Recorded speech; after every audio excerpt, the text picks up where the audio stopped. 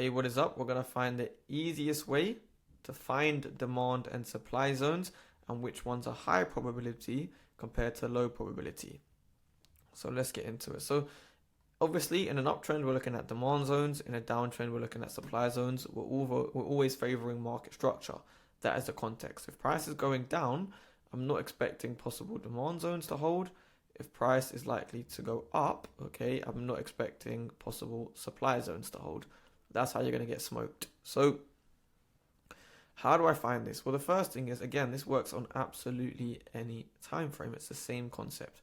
We want to look for the last break of structure, market structure break, whatever you want to call it. Now, what do we want to look for? We want to look at the last up to down move that caused this break of structure. Okay, buyers had to step in order to break this high here. Where can we see that? We can see we have an up to down move here. Okay, and we have an up to down move here. Now, if we had an up to down move, let's say here, okay, am I focusing on this one here? No, because this move happened after we broke structure. So this demand isn't responsible for breaking structure if this demand turned up after breaking structure. I want to look at the demand responsible for breaking this high. So it has to happen below that high there. So delete this demand zone now, and I'm focusing on this one and this one. Here is where I'm expecting price to bounce, okay, and continue higher. However, which demand zone do I know to choose? Do I choose this one or do I choose that one? Well, it comes down to two things, okay? I want to see the one that's in premium or discount, and I want to see the one that has a fair value gap and the one that has liquidity above or below. So the first thing is the simplest way to decide which one to use or not. Okay, we can see this top half is in premium. I never want to long in premium, so I'll probably disregard this one. This bottom one is in discount, so I want to be buying in discount, selling in premium. This is the safer option to choose. Another thing as well is which ones have been mitigated, which ones haven't.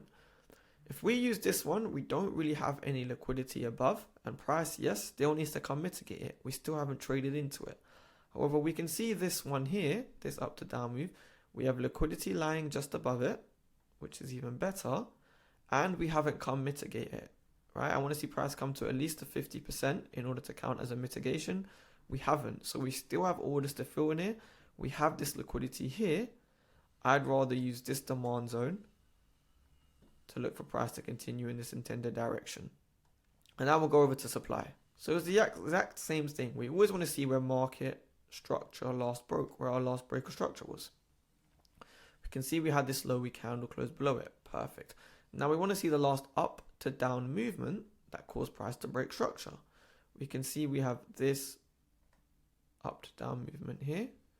Okay, and we have this up to down movement here. Within this zone, we've already come and mitigated it, right? We've already come to at least 50% of this up to down move here. So I'm not expecting price to further mitigate it. And I'd use this one here. Again, the extra confluences we want to see is a fair value gap being created. This shows that there is strength, okay, and liquidity either within the zone or just below the zone. And we can see that this is in an area of premium as well, and this is where we want to sell. So this is a valid supply area. Now we'll go into the charts. I'll show you live examples on how to actually find these. First thing we wanted to find was what? The break of structure, which we had here. Okay, now we want to look for the last up to down move responsible for doing what? For breaking structure. And you can generally find this on the same time frame. You don't need to drop down, and a reason for that is because you can read lower time frame structure with higher time frame structure with higher time frame wicks. You can see we put in a low. Okay, I'm just following the wicks, the candles. So we put in a high, a low. Okay, then we put in a higher high here, a higher low, and then that caused price to break structure. So the last up to down move I got before clearing this high here is simply this here. So for me, this is the area responsible for doing what? For breaking structure. And I found that all on the same time frame just by following the candles, following the wicks. If I go to a lower time frame, it'll be a bit more obvious, but I just want to show you that you don't need to even do that. Right, like I was saying, on this lower time frame, it's a bit more easier to see this up to down move before breaking structure.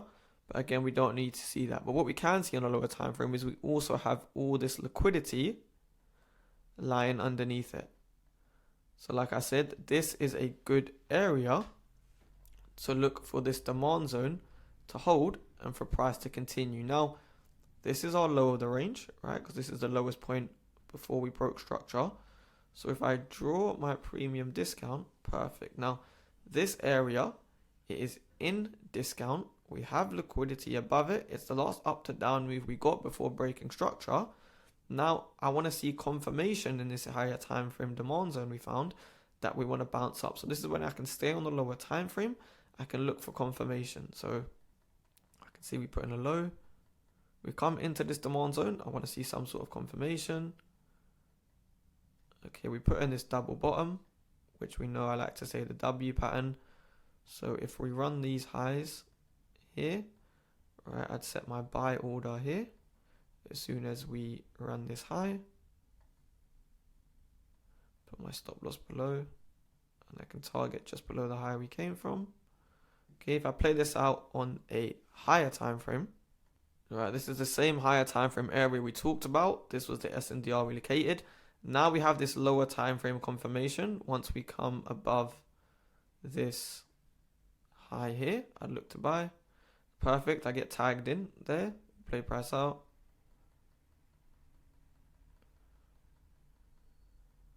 And you can see we do. We hit TP, nice. And we can expect price to do what? Around this high. And nice, we do that. We just continue with the structure. So on one time frame, I found the break structure. I found the SNDR responsible. It was in discount. We swept liquidity before. I got my lower time frame flip into continuous structure. Now let's look at a bearish example. Okay, the first step is going to be the exact same thing. We look for a break structure to the downside, which we had here. Now again, I don't even need to change time frame. Okay, I can literally do it all on one time frame. And how do I do this? I know what price is likely to respect this high, and price is likely to continue with this downtrend lower. Where is the last up to down move that created this breaker structure? Again, if I'm following structure, I can see we have a high, a low, a high, a low. All right, we don't put in a new high, a high, a lower low. So this may look weird, but this is all structure on the lower time frame. On the seconds time frame, the 1 minute, these are going to be low, high, and we can find it all, however, on one time frame. So I'm going to highlight this fractal responsible. We have a down to up move here and a down to up move here. So that's a perfect area of supply for me. So I can expect price to come into this area here, reject, and continue with the trend. Right, perfect. And that we tap in and we run this low here. Now, we'll check on the 1 minute, the lower time frame, if we got that confirmation that we did want. Okay, on the lower time frame, what can we see? Well, we can see we broke structure to the downside, right? This 5 minute. We retraced into where? This S&D was in an area of premium, right? And we always want it within this zone here, which happened. Did we sweep liquidity before tapping into here? Yes, right. We had this very small first tap. We swept that, all that liquidity. We tapped into here. And again, you can look for a lower time frame flip. So once we broke this protected low on the lower time frame, that's your confirmation that this higher time frame zone will hold.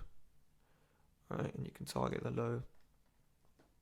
As simple as that. And it's the same thing on repeat. The great thing about these SNDRs as well, once you really get the hang of them, you can use them for fake change of characters. You can use them for reversals. But that's a whole nother complex methods that I do share with my premium members. Free to join the Discord. There's a premium side, a free side. Regardless, it's packed full of education and tips. Thank you for listening, and I'll catch you in the next video.